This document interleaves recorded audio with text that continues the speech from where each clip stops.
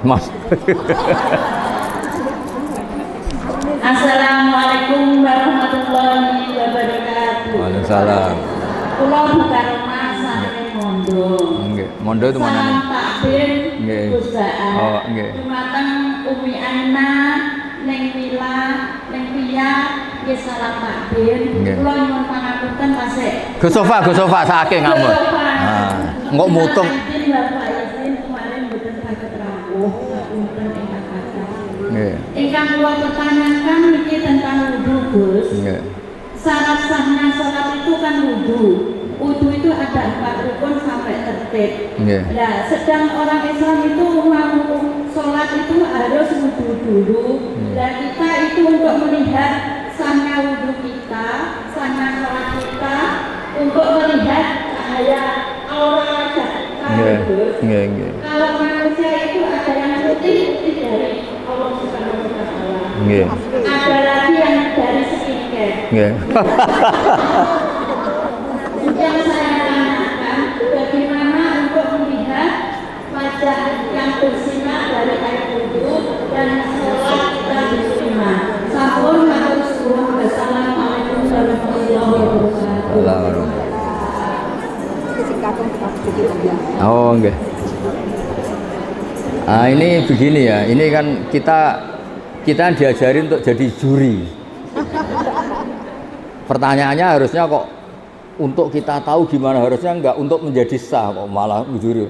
Berarti saya harus nunjurin ini wajah wudu apa wujud sah? Wajah skincare. Ini yang wajahnya padang karena punya uang apa karena wudunya benar?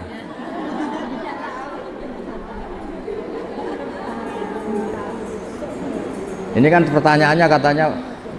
Jadi begini ya, ibadah itu satu memang harus ada aturan fikih ya. Wudu sah punya akibat sholatnya sah. Sholat sah itu bergantung wudunya sah. Oke, itu begitu. Tapi yang perlu dicatat, syariat ini itu ada standar minimal, namanya adnal kamal, standar minimal. Standar minimal itu bisa diberikan orang-orang yang mungkin takdirnya jauh dari ulama, lahir dari keluarga abangan, bahkan mungkin mbah-mbahnya nyuwun sewu masih ikut partai terlarang dulu, misalnya PKI atau komunis. Sehingga di Fathul Mu'in itu sering ada kesalahan-kesalahan yang kata beliau ma'fu karena dia nasa'a ba'idan minal ulama, dia di komunitas yang jauh dari apa? Ulama. Jauh itu tidak harus fisik atau jarak fisik, bukan. Mungkin dia tetangga Lirboyo tapi dari keluarga yang kebetulan mbahnya bapaknya enggak sholat, atau mbah-mbahnya dulu terafiliasi partai apa. Yang namanya komunitas, saya tadi cerita di depan Mbak Anwar sampai dokter tahu itu dulu itu ketika Musodek ngaku nabi, saya ini termasuk peneliti, itu yang percaya banyak. Ternyata ketika saya tanya, kenapa kamu percaya Musodek nabi? Jawabnya apa? Lucu. Memangnya kalau dia nabi masalahnya apa ya? Tak tanya, kamu tahu nabi itu apa? Enggak tahu. Ketika tak jelasin nabi itu orang yang mulai kecil tuh baik, gak pernah maksiat. Oh kalau gitu ya enggak, Musodek enggak nabi gitu. Sama orang-orang yang lahir dari keluarga abangan, keluarga itu janggal. Gunanya apa sih sholat? Gunanya saja malah janggal. Kerami kok diambungi, malah janggal. Nah yang jenis ini kok awal ngaji ning Aina atau awal ngaji siapapun, kayaknya nggak boleh terlalu keras karena apa? Piro-piro gelem apa? Gelem ngaji, karena dari posisi seperti itu mungkin malah awalnya itu mencibir orang apa? Orang sholat. Jadi memang itu seninya beragama. Itu ibarat orang yang sudah di kubangan lumpur, selamat saja sudah bagus, dientas dari kubangan ke daratan sudah bagus. Jangan langsung pakai skincare tadi. Oh tapi ini sudah bagus selamat, tapi wajahnya masih belepotan lumpur. Ya piro-piro tidak di kubangan lumpur. Jadi semua itu ada ukurannya, jangan langsung ya instan terus semuanya standar apa? Ideal, tidak bisa seperti itu. Ya jadi kita biar terbiasa kajian akademik. Jadi zaman Nabi jadi Nabi itu kan sahabat yang mantan preman, mantan macam-macam. Makanya ayat Makkiyah itu Neng Aina itu jarang ada aturan-aturan hukum fikih. Hanya ngendikan akidah yang ringan-ringan karena masyarakatnya belum apa? Siap. Ya contoh gampang gini, dulu itu orang kok nggak nyabu itu nggak bisa bayangkan. Wong sumpek kok nggak nyabu itu nggak bisa bayangkan. Uang nggak punya. Sehingga haramnya khomer itu ya nunggu setelah ada kesadaran ilmiah, kesadaran Islam itu merusak apa. Dulu ya janggal wong. Makanya kalau cerita di Indonesia jenis toa apa itu sudah menyatu dulu.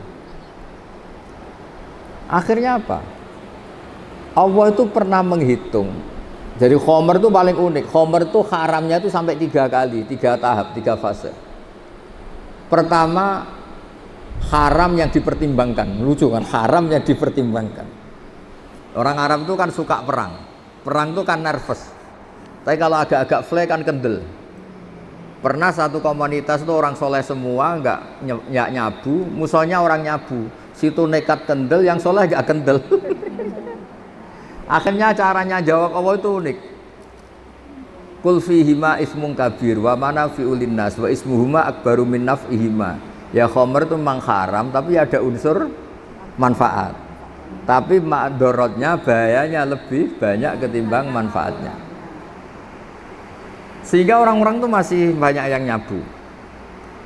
Terus kedua, diharamkan lagi karena ada sahabat gara-gara habis ngefly ngimami yang mestinya bilang la a'budu ma ta'budun, bilangnya a'budu ma ta'budun.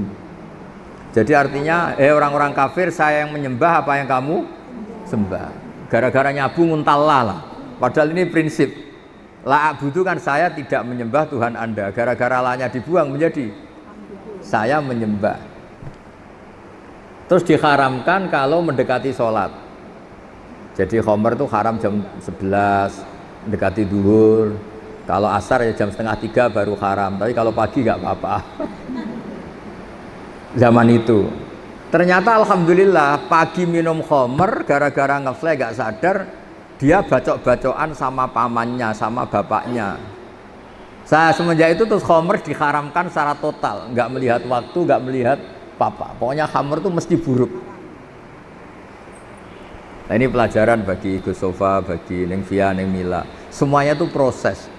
Itu yang diikuti kiai NU, kiai pesantren. Kalau dakwah itu proses, tidak langsung apa? Nah, misalnya jenengan wudhu aja orang bener langsung kon tahajud, terus koyok sholat qiyamul lail kok Said Ali Zainal Abidin 1 malam 1000 rakaat. Itu tambah baik apa tambah lari kira-kira? Tambah lari. Ya gitu. Ya. Nggih mboten napa-napa. Niki mau dibisiki ning Aina. Turuti Gus, iku suaminya tukang mijeti abi. Nggih.